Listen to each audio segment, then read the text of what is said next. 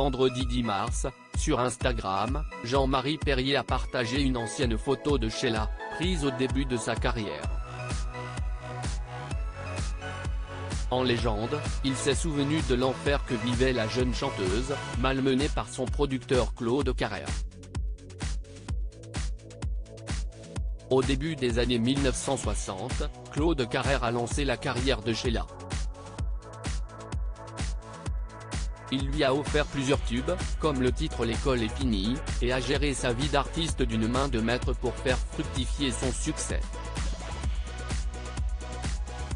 Alors âgée d'une vingtaine d'années, la chanteuse considérait son producteur comme un grand frère. Mais peu à peu, elle a découvert que le comportement de cet homme était loin d'être exemplaire.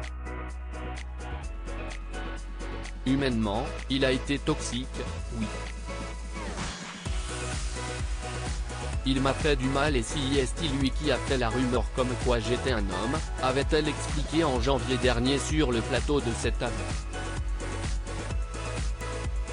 En mai 2021, elle avait aussi expliqué que son ex-manager avait détourné de l'argent qu'elle avait gagné. Je n'étais pas méfiante, je ne savais pas alors qu'il gardait pour lui des fortunes dont je n'ai jamais vu la couleur.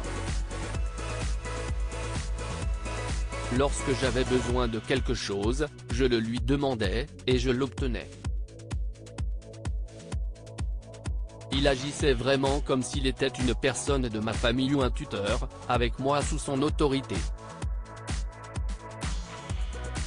Claude Carrère considérait Sheila comme un joujou photographe incontournable des années yéyé. Jean-Marie Perrier a été le témoin du comportement de Claude Carrère avec Sheila.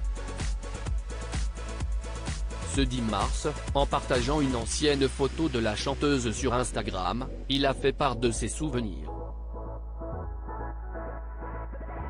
Son producteur lui demandait à longueur de journée d'avoir l'air gai, et jeune, et pimpante et tout, a-t-il écrit en légende, précisant que la jeune artiste n'avait pas la liberté de s'amuser.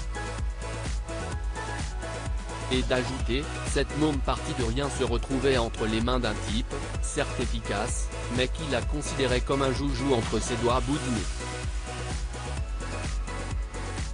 Il y avait sans cesse un assistant de la production qui ne la lâchait pas des yeux, même pas une seconde. Alors moi bien sûr, la prise de vue finie, je passais un temps fou à dire n'importe quoi pour qu'elle souffle un peu, et plus ça durait, plus je voyais le type regarder sa montre, plus j'étais content et elle aussi.